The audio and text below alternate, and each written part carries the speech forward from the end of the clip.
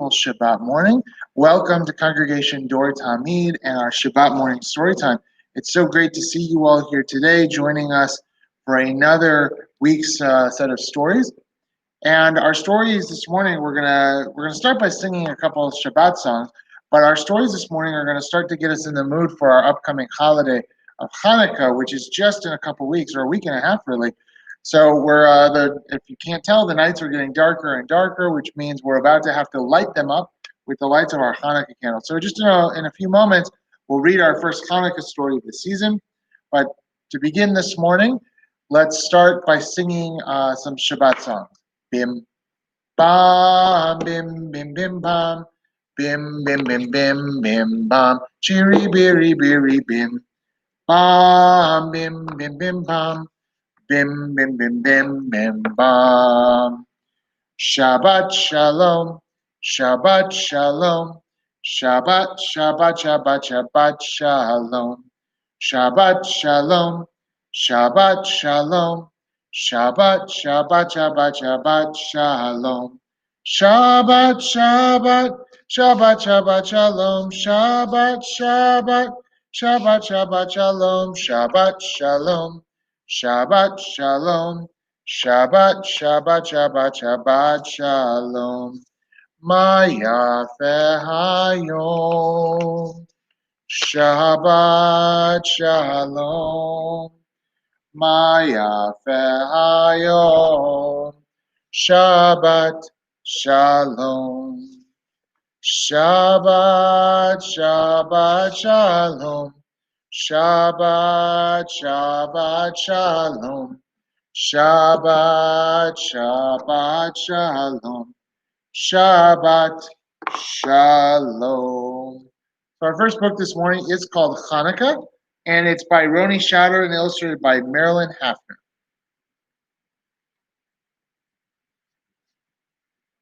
In darkest December, night steals in early and whisks away the light. But warm inside, Mama, Papa, and Grandma Rose light the sun that is the menorah. While Nora and Dan, Ruthie and Sam sing a song that is a prayer. Birthday, Mo points and drops his bottle. Hot. No, Hanukkah, Sam says. Say Hanukkah, Mo. Abada, Mo. Mo says Abada and drools on Sam's hands. Nora and Dan in the kitchen fry some batter. Flip-flap here, flip-flop there. Potato pancakes in the air. Latkes flying everywhere. Ruthie in her bedroom mixes some paint. A drop of blue, a drop of red, a drop of purple on Rabbit's head. While off in a corner tucked away, Sam shapes a dreidel of clay. Top, Mo shouts, spinning round and round. Yes, dreidel, Sam says, for Hanukkah. Say Hanukkah, Mo. Anuha, Mo says, Anuha, and drools on Sam's foot. Then one by one, their gifts in hand, the children gather round. Grandma carries her favorite dish, pot roast, warm and brown and rich. Papa brings his salad, cool and crisp, and Mama her applesauce. Delicious, Mo says. The latkes have landed, the latkes have landed, Sam shouts, holding out his plate. Mo grabs 5, unable to wait. And as the Hanukkah candles lean head to head, so does the family. Oh, yum, burp. But wait, there's more, there's no escape. It's Grandma's favorite lemon cake, and cookies and candy and fruit and nuts, and now that's all. Enough's enough. Time for presents, or what's a party, for songs, for dances, and something more. Love, light, Hanukkah. Say Hanukkah, Mo, Sam says. Come on, Mo, say Hanukkah. Anu, Mo girls. Hanukkah. Mo shouts and hugs Sam. Hanukkah. And as the candles burn low and lose their light, 8 sleepy people say good night. Our second story this morning is called Froggy Bakes a Cake, and it's by Jonathan London and illustrated by Frank Remkowitz.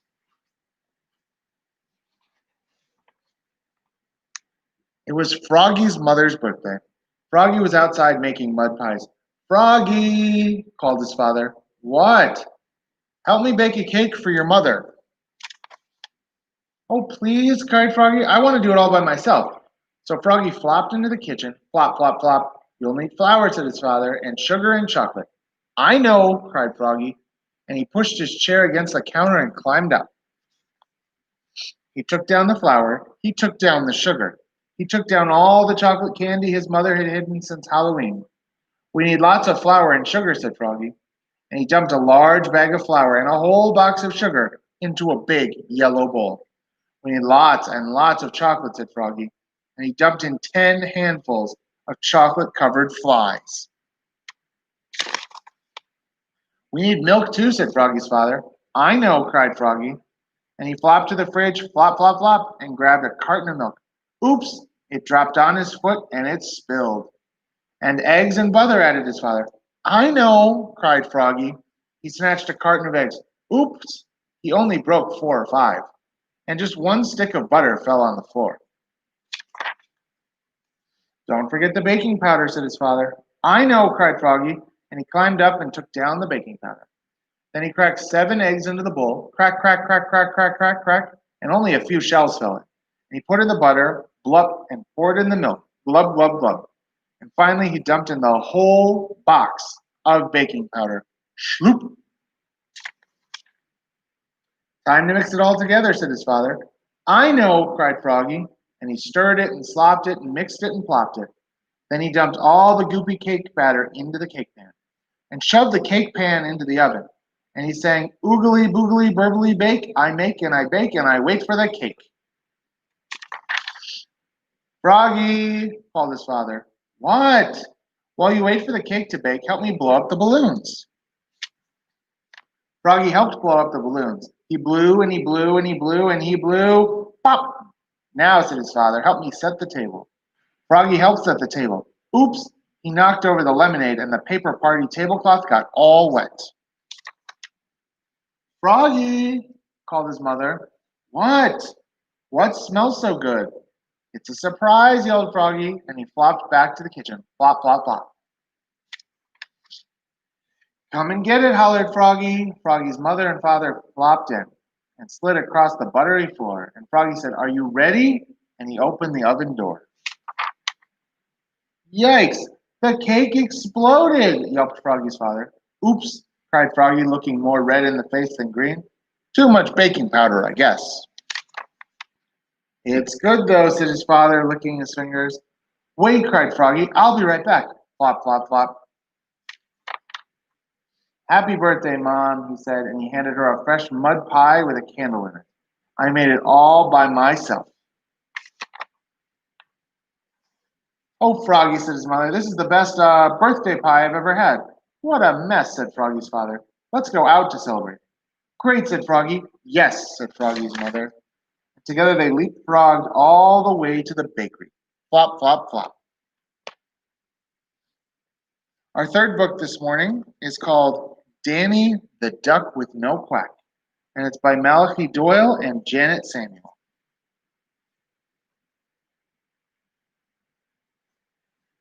Every morning the ducks and the hens gather together in the yard for a chat. How's the quack, Danny? Asked the chicken. What's the story? Tell us the news. But Danny's a shy little duck, and he never knows what to say. He keeps his beak firmly shut, bows his head, and turns away. Come on, Danny, squawked the birds one day. Don't be such a scaredy quack. There must be something you can tell us.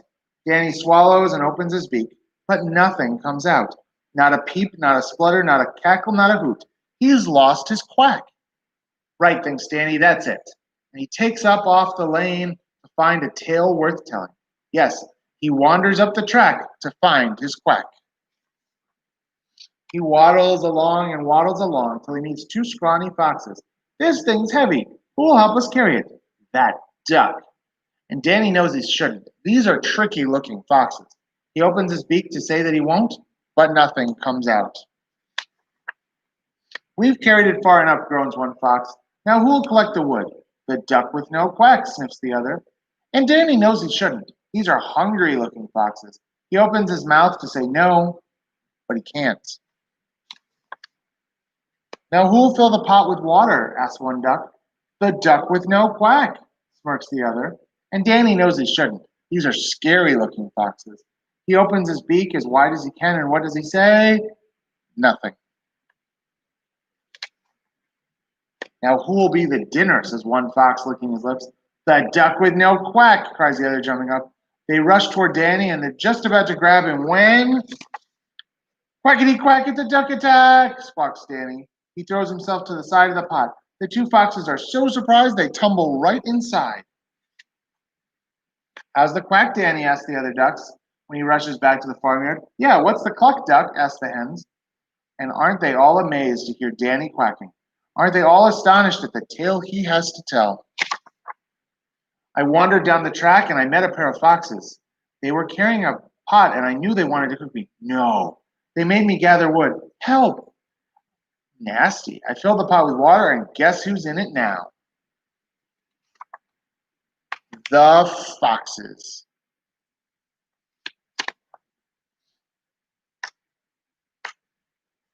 Go away, clucked the angry hens, and don't come back, quacked the ducks. And Danny's quack is the loudest. Quackity quack, he says, don't come back. Quack! The end. We've got one more book this morning. It's called A Moose That Says Moo. It's by Jennifer Hamburg, and the pictures are by Sue Trusdell.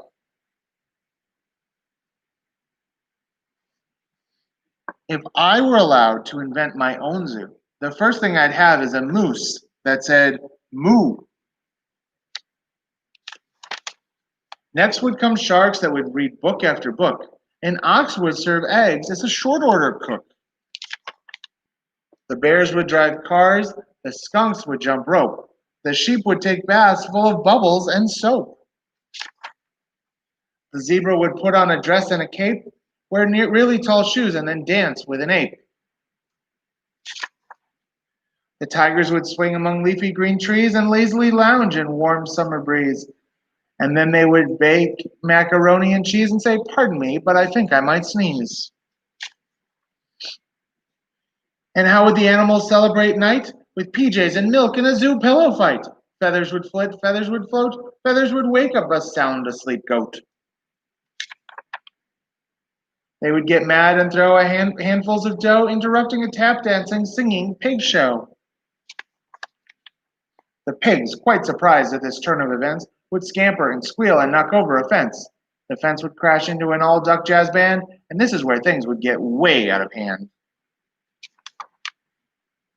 The goose would spill juice, the snakes would all yelp. The cheetah would pick up the phone and say, help! Otters would oink, chipmunks would chirp, rabbits would ribbit and hiccup and burp. The turtle would trip and land in a pie while trying to calm the hysterical fly. Fish would grab crayons and draw squiggly lines. Groundhogs would rally and wave protest signs. Looking around, I would quickly assess this zoo that I grew was a zoorific mess. So poof, I'd take back the juice from the goose, the dough from the goat, and the moo from the moose. And knowing that everything needed to change, I'd fix all the other things silly and strange. And then I'd vow never to do that again. Until I considered a juggling hen. The end. So thank you for joining us this morning for Shabbat Story Time. This evening at 7:30, you can come right back here on Facebook to join Mike for Havdalah as we say goodbye to Shabbat for another week.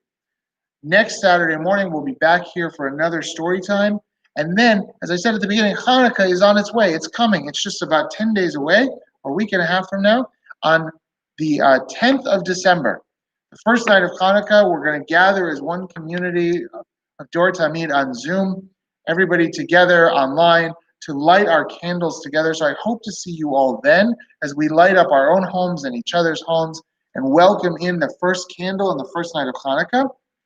Friday, the 11th of December, we're going to gather out on the patio at CDT, right behind where I'm standing now, for our outdoor Hanukkah Kabbalat Shabbat service. Everybody who comes will bring their own menorahs. We'll still have services on Zoom and on Facebook, so you can light along with us from your own homes. And then on Sunday the 13th is our Hanukkah party. So I hope to see you all on Zoom. We're going to celebrate this year with Congregation Gesher LaTorah. So it'll be a lot of fun with our two North Fulton, North Metro congregations celebrating together. In the meantime, I hope you all have a really great week. Oh, and one more thing. Next Sunday, for families, we're going to have a social event. We're going to play kickball outside. So I hope to see you all there. There'll be hot chocolate. It'll be a lot of fun. So hope to see you all real soon in person or back here for story time online. Have a great week, everyone.